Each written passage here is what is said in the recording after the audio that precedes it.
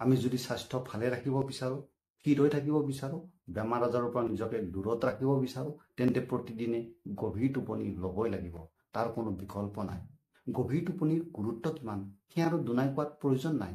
এদিন টোপনি ক্ষতি হ'লে পিছদিনাখন গা কিমান বেয়া লাগে সেয়া আমি প্ৰত্যেকেই জানো। পিছদিনাখন আমি সম্পূৰ্ণ শক্তিৰে কাম কৰিব নোৱাৰা হওঁ। কোনো কামতে সম্পূৰ্ণ মনোসংযোগ সহকাৰে কৰিব নোৱাৰা হওঁ।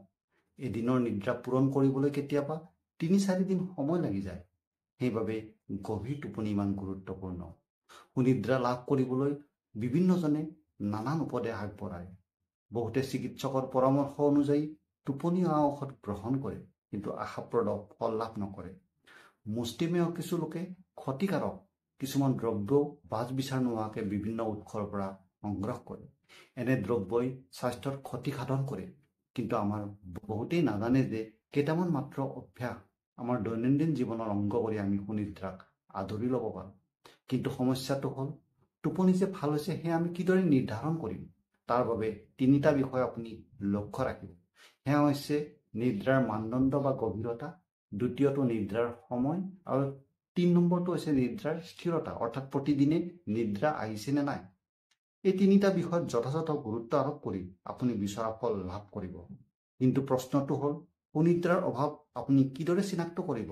তাৰ বাবে কেইটামান কথা আপুনি মন কৰিব। সেয়া হ'ল টোপনি আহোঁতে আপোনাৰ কিমান সময় লাগে।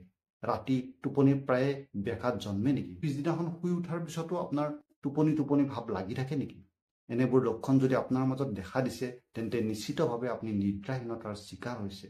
আজি 6টা এনেকুৱা উপদেশ দিম যিবোৰ পালন কৰিলে আপুনি কোনো টকা পইচা খৰচ নকৰাকৈ গভীৰ টোপনি লাভ কৰিব পাৰিব। প্ৰথমটো হৈছে ৰাতিপুৱাৰ সূৰ্যৰ কিৰণ উপভোগ কৰা।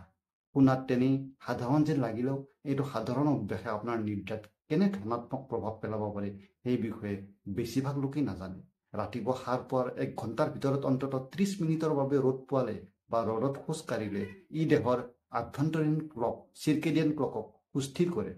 এই ঘড়ীৰ কাম হৈছে সময়মতে ৰাতিপুৱা সাৰ পোৱা আৰু ৰাতি টোপনি যোৱা। ৰাতিপুৱাৰ উজ্জ্বল পোহৰে মেলাটনিন নামৰ হৰমনৰ প্ৰভাৱ কম কৰে।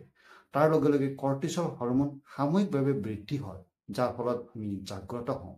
দিনটোৰ প্ৰথম ভাগতেই এই মেলাটনিনৰ মাত্ৰা কমি যোৱাৰ ফলত ৰাতি ইয়াৰ পৰিমাণ বাঢ়ি যায়, যিয়ে নিদ্ৰাৰ মানদণ্ড বঢ়াই তোলে। তদুপৰি দিনটোৰ প্ৰথম ভাগত সূৰ্যৰ ৰশ্মিৰ প্ৰভাৱত আমাৰ চেৰ'টনিন নামৰ এবিধ স্নায়ু ৰসায়নৰ মাত্ৰা বৃদ্ধি পায়। এই ৰসায়নবিধৰ কাম হৈছে আমাৰ মনোসংযোগ আৰু মেজাজ উন্নত কৰা। এই চেৰ'টনিনৰ পৰা পিছত মেলাটনিন সৃষ্টি হয়, ফলত দিনত সৃষ্টি হোৱা চেৰ'টনিনে ৰাতি মেলাটনিনৰ মাত্ৰা বৃদ্ধি কৰে, যিয়ে গভীৰ টোপনি লাভ কৰাত আমাক সহায় কৰে। এতিয়া আহিছোঁ দ্বিতীয়টো উপদেশ, সেয়া হৈছে ব্যায়াম। ব্যায়ামে কৰ্টিচল নামৰ হৰমনৰ মাত্ৰা হ্ৰাস কৰে। কৰ্টিচল হৰমন যদি বাঢ়ি থাকে আমাৰ উদ্বিগ্নতাও বাঢ়ি যায়। কিন্তু ব্যায়ামে ইণ্টাৰেষ্টিংলি এণ্ডৰফিন নামৰ সুখকাৰী হৰমনৰ মাত্ৰা বৃদ্ধি কৰে, ফলত মেজাজ উন্নত হয়, টোপনি ভাল হয়। গভীৰ টোপনিত আমি শ্ল' ৱেভ ব্ৰেইন ৱেভছ লাভ কৰোঁ, যিটো পৰম আৰোগ্যকাৰী। ব্যায়ামে নিদ্ৰাদায়ক মেলাটনিন হৰমনৰ মাত্ৰাও বঢ়াই তোলে। অধ্যয়নত প্ৰকাশ যে মাত্ৰ 20 মিনিটৰ নিয়মিত ব্যায়ামে পৰ্যাপ্ত সুফল দিবলৈ সক্ষম।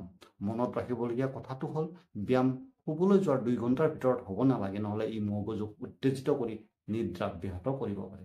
এতিয়া আহিছোঁ তৃতীয় উপদেশ, সেয়া হৈছে উচিত পৰিৱেশৰ বিষয়ে। শোৱনি কোঠাটো অলপ শীতল, আন্ধাৰ, নিঃশব্দ হ'ব লাগে।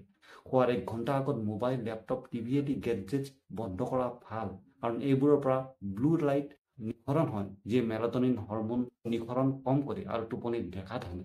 আমাৰ বহুতেই মোবাইল চাই টোপনি যোৱাৰ প্ৰয়াস কৰে, যিটো কৰাটো মুঠেও উচিত নহয়। তাৰ কাৰণ হৈছে প্ৰথমতে এই কাম দিলেও পিছলৈ এই চাই থকাৰ পৰিমাণটো বাঢ়ি যাব। তদুপৰি এনে অভ্যাসে অৱচেতন মনত এনেই খেঁচা দিব, যিয়ে গভীৰ টোপনি অহাত আপোনাক বাধা দিব। এতিয়া আহিছোঁ চতুৰ্থটো উপদেশ, সেয়া আছে নিদ্ৰা ৰুটিনৰ বিষয়ে। গভীৰ টোপনিৰ বাবে ৰাতি একেটা সময়তে টোপনি যোৱা আৰু ৰাতিপুৱা একেটা সময়তে সাৰ পোৱাৰ অভ্যাস বৰ ফলপ্ৰসূ। ই মগজুক এনে সংকেত দিয়ে যে এতিয়া টোপনিৰ সময় হৈ গ'ল, গতিকে বেলেগ বিষয় সামৰিব লাগে। তদুপৰি যথাসম্ভৱ শুওঁতে 12টা বজাৰ দেৰি কৰিব নালাগে, কাৰণ তেতিয়া গভীৰ টোপনিৰ বাবে অপৰিহাৰ্য ৰেম, ৰেপিড আই মুভমেণ্ট নিদ্ৰা চক্ৰৰ সংখ্যা কমি যায়। ই শৰীৰত গুৰুতৰ প্ৰভাৱ পেলায়। গড় হিচাপে প্ৰতিজন ব্যক্তিৰ বাবে দৈনিক 7 ঘণ্টাৰ টোপনি অপৰিহাৰ্য, যদিও ব্যক্তিভেদে এই সময়ৰ তাৰতম্য হ'ব পাৰে। এতিয়া আহিছোঁ পঞ্চমটো উপদেশ, সেয়া হৈছে গভীৰ টোপনি লাভ কৰিবলৈ ৰাতিৰ আহাৰ লঘু হোৱা উচিত।